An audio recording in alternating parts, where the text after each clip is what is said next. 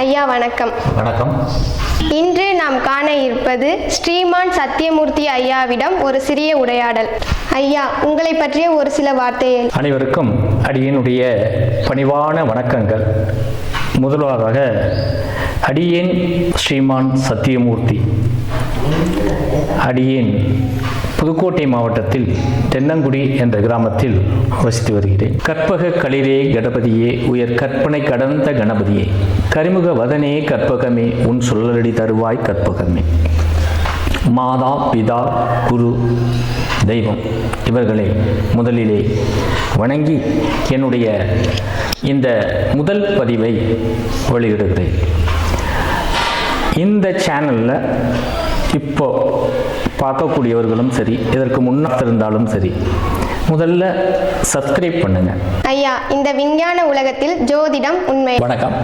இப்போ நீங்கள் கேட்கக்கூடிய கேள்வி என்ன அப்படின்னா, ஜோதிடம் உண்மையா அப்படிங்கிறது தானே உங்கள் கேள்வி. அதுக்கு கேட்குறீங்க. முதல்ல இது ரொம்ப அருமையான கேள்வி. ஜோதிடம் உண்மையா? அதாவது ரொம்ப பேர் எல்லாருக்குமே ஏதோ சொல்கிறாங்க அப்படின்ட்டு இருக்காங்க. முதல்ல அதன் மீது பற்றுதல் வேணும். அது உண்மைங்கிறத நம்பணும் இல்லையா?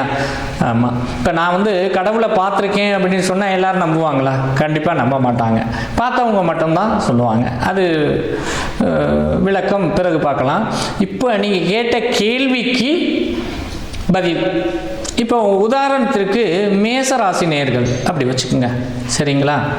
மேசராசி நேயர்களுக்கு எப்போ சந்திராஷ்டமம் அப்படின்னு பார்த்தீங்க அப்படின்னா, சந்திரன் அவங்களுக்கு எப்போ விருச்சக ராசியில் வருதோ அப்போ அவங்களுக்கு சந்திராஷ்டமம். அப்போ இந்த மேசராசி நண்பர்கள், இந்த கேள்வி கேட்கக்கூடியவர்கள், அதுபோல் ஒவ்வொரு ராசிக்கும் உடையவருக்கு யாருக்கெல்லாம் இந்த சந்தேகம், நீங்கள் கேட்ட கேள்வி இருக்கு இல்லையா? ஆமாம், என்ன ஜோதிடம் உண்மையா அப்படின்னு யாரெல்லாம் கேட்குறீங்களா? உதாரணத்திற்கு தனுசு ராசிக்காரங்க கேட்குறாங்க, ஜோதிடம் உண்மையா அப்படின்னு கேட்குறீங்க. அப்படி இருக்கிறவங்களுக்கு பார்த்தீங்க அப்படின்னா, உங்களுக்கு எப்போ அப்படின்னு கேட்டிங்கன்னா, புனர்பூசம், பூசம், ஆயில்யம் இந்த நட்சத்திரங்கள் வரக்கூடிய தினத்தில் உங்களுடைய செயல்பாடுகள் அனைத்தும் பலகீனமடையும். ஒரு பொருளை வச்சிங்க அப்படின்னா அந்த இடத்துல வச்சிருவீங்க, ஞாபக மறதி வரும், அலைச்சல் வரும். ஒருத்தரை போய் பார்க்க போவீங்க, கரெக்டாக அந்த இடத்துக்கு வந்துருங்க, எத்தனை மணிக்கு அப்படிங்க, கரெக்டாக நீங்கள் அந்த இடத்துக்கு போயிடுவீங்க. அவர் பார்த்தீங்கன்னா வேறு இடத்துக்கு போயிடுவார். இப்போ தாங்க அங்கே இருந்தேன், இன்னொருத்தர் கூப்பிட்டு போயிடுவார், கோவிச்சுக்காதீங்க. அப்போ அலைச்சல் உருவாகும். அப்போ ஒவ்வொரு ராசிக்கும் 8ஆம் இடத்தில் சஞ்சரிக்கக்கூடிய காலம் சந்திராஷ்டம காலம்.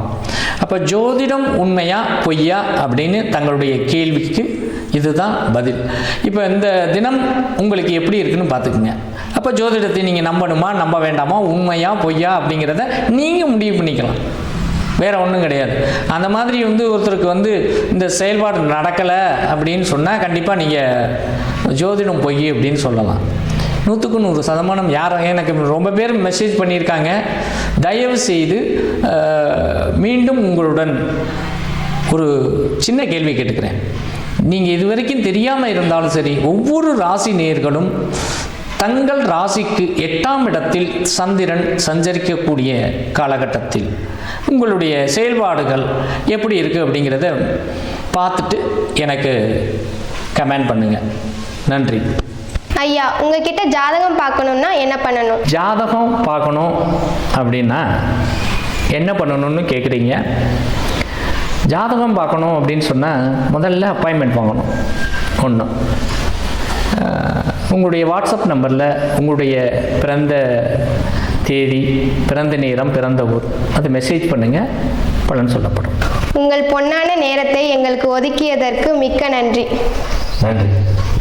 நான் தான் உங்களுக்கு நன்றி சொல்லணும். ஏன்னா நீங்கள் உங்கள் சேனலில் இந்த மாதிரி ஒரு நல்ல பதிவுகள்லாம் போடுறது ரொம்ப சிறப்பு. அதுலேயும் இந்த சிறிய வயதில் இவ்வளவு நுணுக்கமான கேள்விகளை தாங்கள் கேட்டமைக்கு மிக்க நன்றி. இறைவன் உங்களுக்கு அருள் புரிவார்.